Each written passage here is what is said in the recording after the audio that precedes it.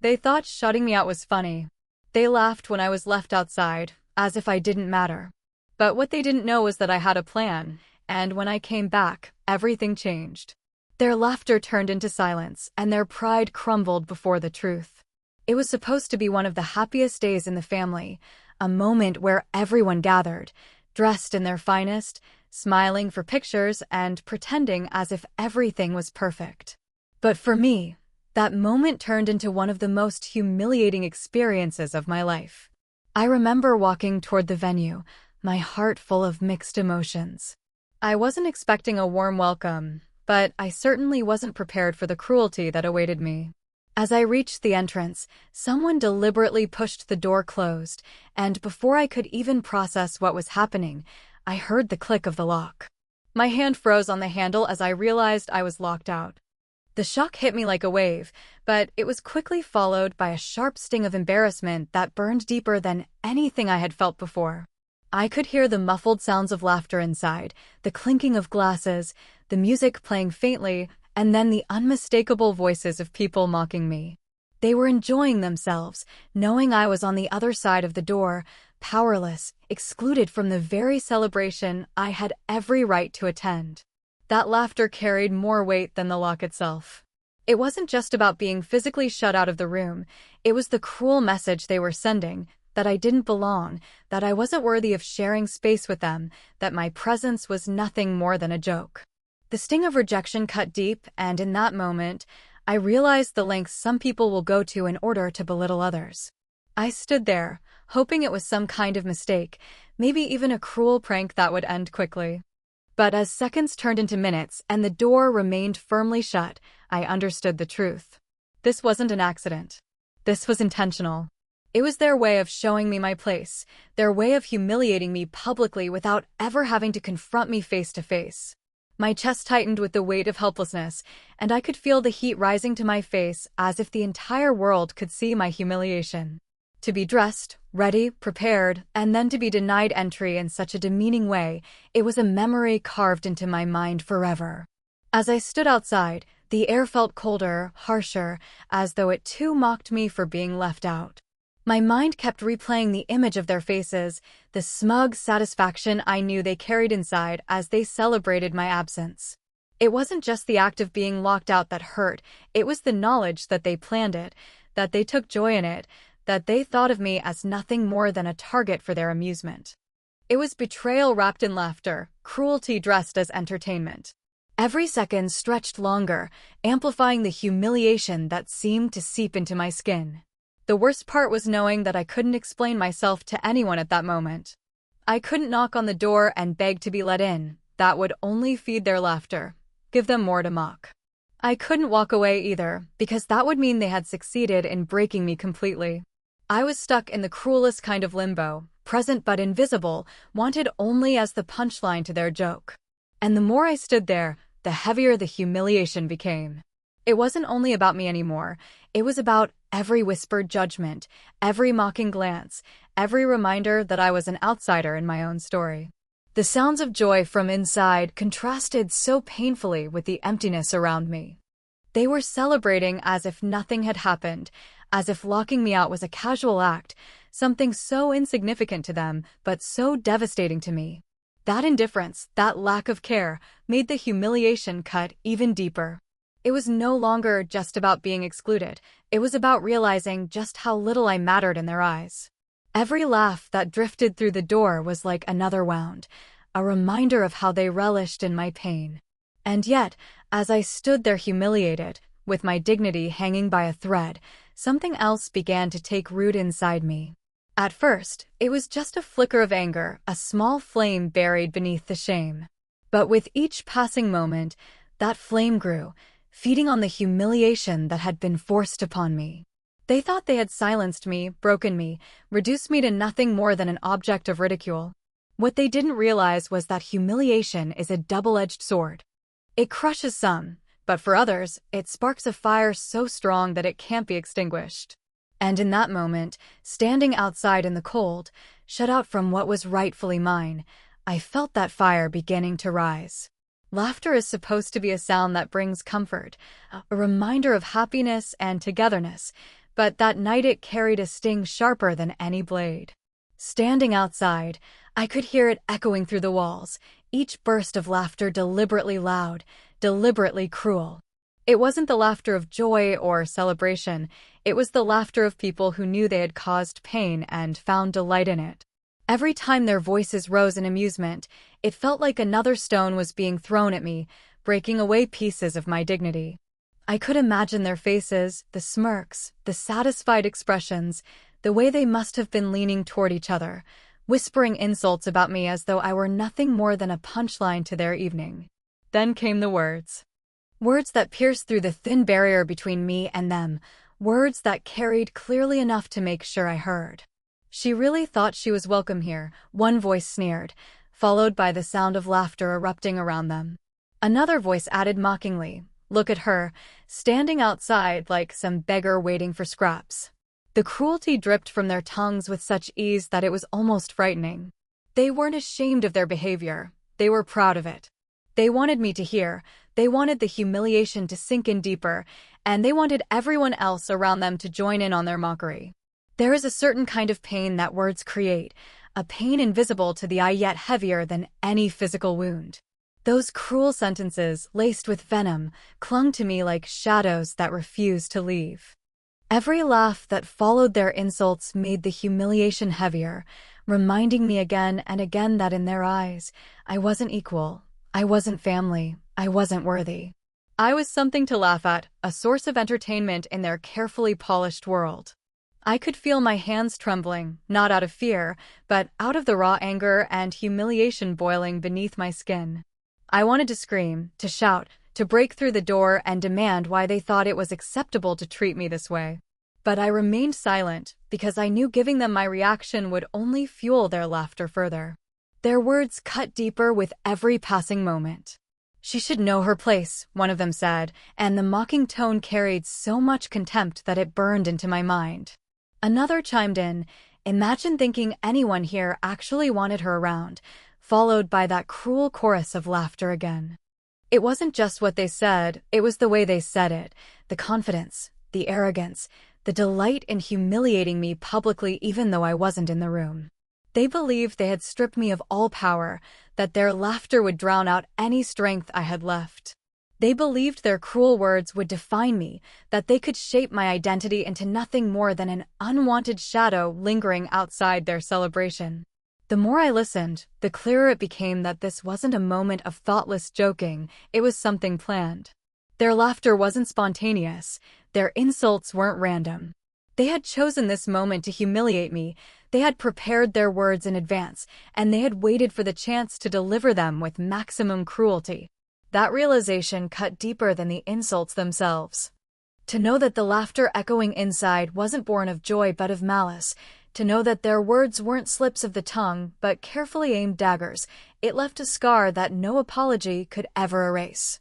But in the midst of their cruelty, something else stirred inside me. With every cruel word, with every mocking laugh, the anger that had started as a flicker grew stronger. Their laughter was meant to break me, but instead it began to shape me. Their insults were meant to crush my spirit, but instead they hardened it. They didn't know that while they laughed at me, they were also giving me the very strength I needed to fight back. Every cruel word became fuel, every mocking laugh became a spark, and together they were building a fire inside me that they would one day regret. I stood outside, my head held a little higher with each passing moment, even though my heart was heavy with pain. I let their words sink in, I let their laughter echo in my ears, because I knew one day it would be the very reason they fell silent. They thought they were writing the story of my humiliation, but in reality, they were writing the first chapter of their own downfall. Their cruel words, their mocking laughter, would one day return to them, not as entertainment, but as the echo of their own shame. When people laugh at you, mock you, and humiliate you, the natural instinct is to fight back in that very moment, to scream and let them know that their cruelty has been noticed. But that night, I chose silence.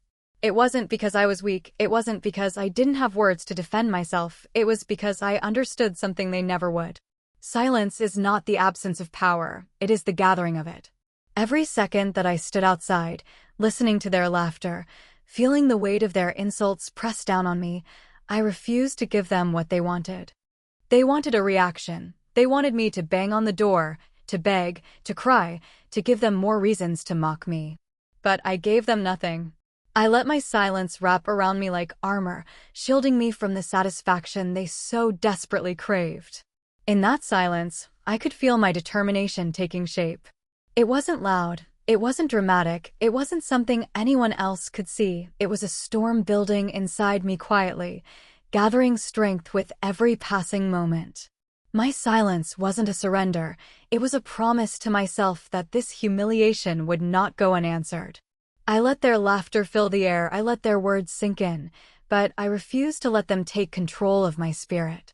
They thought that by locking me out and mocking me, they had ended my story. What they didn't know was that they had only given me the reason to write a new one, a story where my silence would become the most dangerous weapon of all. Every time I heard another cruel remark, I pressed my lips tighter together, holding back every urge to shout back. Instead, I turned inward, reminding myself that true strength does not always roar, it often whispers. My silence wasn't emptiness. It was the weight of unspoken words, the kind that cut far deeper when finally released. They thought they were winning, mistaking my stillness for defeat, but in reality, I was studying them, memorizing every insult, every laugh, every detail of their cruelty. My silence gave me the clarity to see things they couldn't. It gave me the time to plan, to prepare, to gather the resolve I would need for the moment when I finally returned. It is a strange thing how silence can change a person. At first, it feels heavy, suffocating, like a burden forced upon you. But with time, that same silence becomes strength, a reminder that patience can sometimes be the sharpest blade. As I stood there, locked out, humiliated, I could feel the shift happening inside me. I was no longer focused on the pain they caused, but on the possibilities it opened. Their cruelty had given me a gift they didn't intend, a reason to rise, a reason to prove them wrong, a reason to show them that the person they thought was powerless had more strength than they could ever imagine. My determination grew stronger with each passing moment. I began to think not of what I had lost by being left outside, but of what I would gain when I returned. I thought about their smug faces, about the way they dismissed me as nothing, and I promised myself that one day those same faces would fall silent in shock. I didn't know how, I didn't know when, but I knew that this moment would not define me as a victim. It would define me as someone who endured, who stayed quiet, who chose not to waste energy on anger but to channel it into something greater. In that silence, I also realized something else. People who laugh at others, who use cruelty as entertainment, reveal more about themselves than about the person they target. Their laughter exposed their insecurity, their words exposed their fear, their mockery exposed the smallness of their own hearts. And I, standing outside, felt my determination grow from knowing that I did not need to stoop to their level to prove my worth. I would not fight with the same weapons of cruelty and mockery. My revenge would not be fueled by desperation. It would be fueled by dignity. My silence was not weakness, it was restraint. And in that restraint, I found the purest form of strength. As the night dragged on, I stood there quietly, listening, waiting, holding back every emotion that wanted to break free. I let the silence become my companion, my teacher, my shield. I knew they thought I was broken, that my lack of response meant they had won. But inside, I was building something far greater than they could comprehend. My silence was shaping me into someone they would never see coming. It was a calm before a storm they had unknowingly created. And when that storm finally arrived, it would not come with noise or chaos, it would come with the weight of all the determination I had gathered in that quiet, painful moment outside their locked door. When the time finally came for me to step back inside, I knew it wouldn't be as the same person who had been left outside, humiliated and mocked. The silence I had carried, the anger I had transformed into determination, all of it had prepared me for that very moment. I pushed the door open slowly, not with the desperation of someone begging to be let in, but with the calm authority of someone who no longer needed permission. The air shifted almost instantly. Conversations stilled, laughter faltered, and eyes that once mocked now widened in disbelief. They hadn't expected me to return, and certainly not like this. I didn't have to speak right away. My presence alone carried more weight than any words could. The very people who had laughed at me, who had shut me out as though I didn't belong, now found themselves shifting uncomfortably in their seats. Their smug confidence cracked as I stood tall before them. I was no longer the outcast, the target of their jokes. I had walked back in with something far more powerful than they had imagined: control over the situation. They had thought the locked door had the final say, but my return proved that no barrier they created could keep me away forever. I could see the confusion in their eyes, the way they struggled to understand how I carried myself so differently now. I wasn't angry on the surface, I wasn't pleading for acceptance, I wasn't even defensive. Instead, I was calm, collected, and unshaken. That was what unsettled them most. People expect those they humiliate to crumble, to lash out, to fight back in messy, predictable ways. They don't know how to handle someone who refuses to play the role they assigned. And in that moment, that was my greatest power. I wasn't the broken figure they had left outside. I was the storm they didn't see coming. As I moved further into the room, I noticed the silence deepen. The same mouths that had mocked me were now closed tight, unsure of what to say. It was almost poetic. Where their laughter once filled the air, now their silence did. They had been so loud when they thought I was powerless, and now, faced with my unshaken presence, they had nothing. It was a shift I could feel in the atmosphere itself, like a current of energy moving through the room, turning everything in my favor. Their power over me had vanished the moment I stepped back in with my head held high. The strength I carried wasn't loud or showy. It wasn't about making a scene or seeking revenge through shouting. My power was in my composure, in the way I didn't let their cruelty dictate my behavior anymore. Every step I took reminded me that this was not about proving myself to them, it was about proving to myself that I could rise above what they had tried to do to me. And that realization gave me a kind of authority they couldn't match. I could sense their unease as I looked around the room. Some avoided my gaze entirely, unable to meet the eyes of the person they had humiliated. Others tried to smile nervously, pretending that their earlier laughter had meant nothing. But I remembered. I remembered every word, every insult, every burst of laughter. I didn't need to call them out for it. The guilt was already written on their faces. My presence alone was enough to remind them of what they had done, and that reminder weighed heavier on them than any accusation ever could. It wasn't just the people who mocked me that noticed my return. Others in the room, who had stayed silent while the cruelty unfolded, now looked at me differently too. Perhaps they saw the strength it took to come back, the quiet courage in refusing to stay outside. Or perhaps they simply realized that they had underestimated me all along. Whatever it was, I could feel the shift in their eyes too. Where there had once been dismissal, now there was recognition. Walking back into that room was more than just reclaiming a place at the table.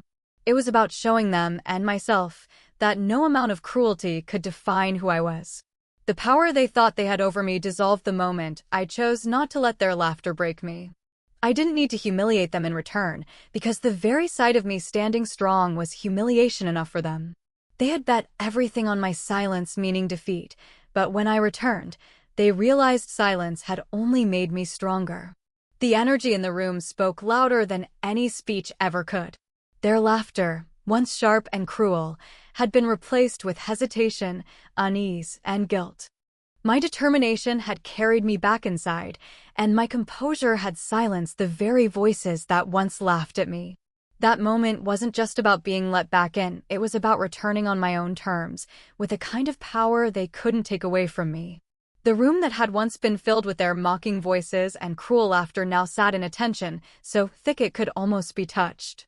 My return had already unsettled them, but what came next was the moment that changed everything. They had expected me to shrink back into the shadows, to accept my place as the butt of their jokes, but I had come back carrying something they never imagined: truth, strength, and a presence that couldn't be ignored. The air was heavy, every eye fixed on me, waiting, uncertain, trying to guess what I would do next. And then it happened. The moment that silenced them all, stripping away every last trace of their arrogance. At first, there was a flicker of disbelief. They thought I was bluffing, thought I had returned with nothing but bravado.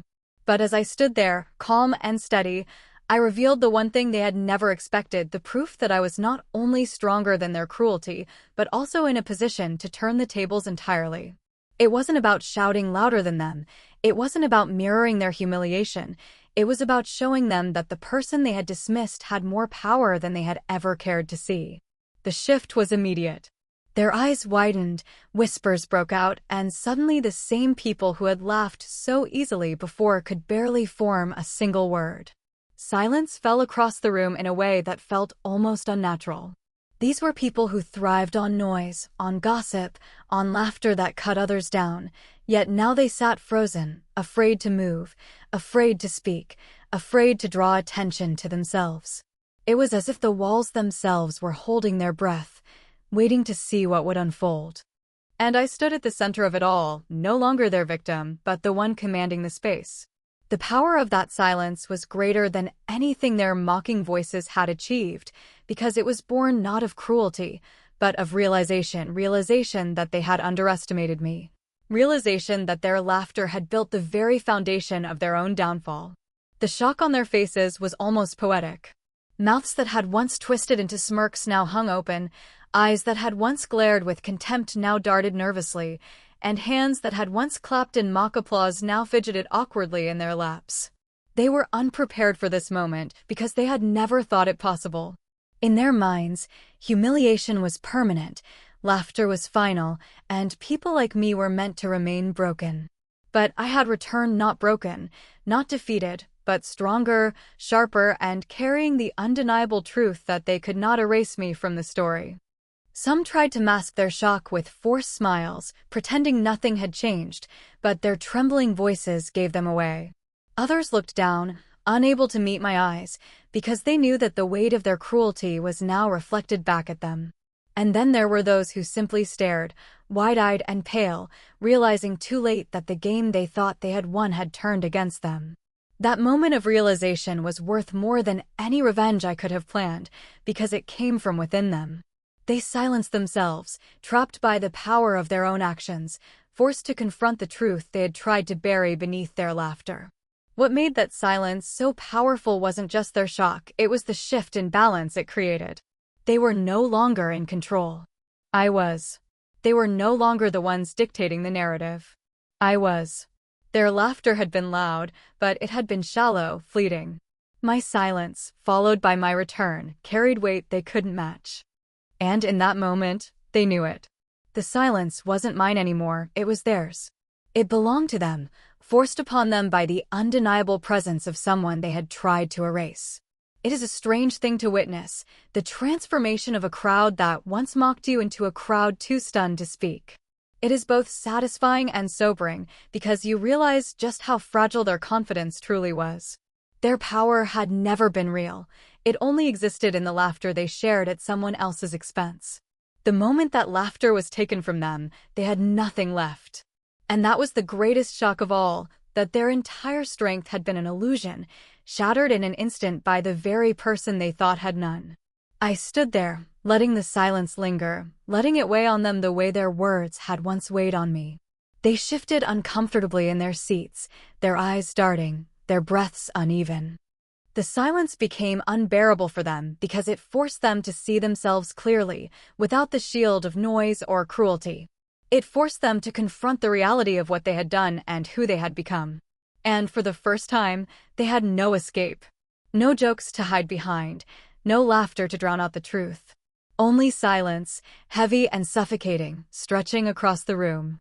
That was the moment I had waited for, the moment I had built in my mind from the instant they locked me out. Not revenge in the form of insults or retaliation, but revenge in the form of undeniable presence, of strength that could not be ignored. The shock that silenced them was not just about me returning, it was about them realizing they had lost. They had lost their power, their arrogance, their control. They had laughed at me once, but now, faced with the strength of my return, they had no laughter left. Revenge is often imagined as loud, fiery, and destructive, but the sweetest form of revenge is calm, silent, and undeniable. That night, as I stood in the very place they once tried to keep me out of, I tasted something far greater than simple retaliation. It wasn't about throwing their words back at them or humiliating them the way they had humiliated me. It was about reclaiming what they thought they had taken away, my dignity, my worth, my self-respect. And as I looked around at their faces, pale and speechless, I realized that I had already won. My revenge wasn't in hurting them. It was in showing them that they could not break me. The sweetness of that victory wasn't in their silence alone, but in the way I carried myself in that silence. I didn't have to shout, didn't have to prove my value with desperate words, didn't have to demand their respect. I simply stood tall, unshaken, and in that moment, I gave myself the very validation I had been denied for so long. Self-respect is not something others can grant you, it's something you claim for yourself. And that night, I claimed it fully. Every cruel laugh, every mocking word, every attempt to push me down had led to this moment where I stood not as their victim, but as someone who had risen above them. The revenge I felt was in their eyes, in the way they shifted uncomfortably, unable to undo what they had done, unable to take back their cruelty. They had expected me to crumble under their laughter, but instead they were the ones crumbling under the weight of my presence. That was the sweetest part, not that they were hurt, but that I had turned their very cruelty into the foundation of my strength. Their laughter had been fuel, their mockery had been a spark, and now their silence was the proof of my victory. Self-respect is built in the moments when you refuse to let others define you. I had been left outside, humiliated, treated as though I didn't belong. But instead of accepting that role, I chose to write my own. My silence, my patience, my return, each step was a piece of that self-respect being stitched back together stronger than before. And as I stood there, looking at the same people who once laughed at me, I knew they could no longer touch it. They could try again, they could laugh again, but my worth was no longer tied to their approval. I had taken it back into my own hands, and that was a kind of revenge no one could steal. The sweetness came from knowing that they would remember this moment far longer than I ever would. For me, it was the closing of a painful chapter, the claiming of my dignity. For them, it was a mirror they could not look away from. They would replay their own cruelty in their minds, but now with the weight of shame. They would hear the echo of their own laughter, but now without joy. They would remember the way they locked me out, but now with the image of me walking back in stronger than ever. My revenge was etched into their memory, not through words or actions, but through the undeniable truth that I had risen where they expected me to fall. And as the night wore on, I realized that the truest form of revenge had nothing to do with them at all. It was about me. It was about looking in the mirror and knowing I had not let them win. It was about feeling the strength in my own chest, the calm in my own heart, the fire in my own spirit. That taste of revenge was really the taste of self-respect restored, of dignity reclaimed, of worth proven to myself. They had laughed when I was left outside, but when I returned, I carried something they could never laugh away, my unshakable sense of who I was. The sweetness lingered not because I had defeated them, but because I had discovered myself. I had walked through humiliation, endured their cruelty, held my silence, and returned stronger. That journey gave me something far greater than the fleeting satisfaction of seeing them silenced. It gave me the permanent strength of knowing that I could face anything and rise above it. Revenge gave me the closure I needed, but self-respect gave me the future I deserved.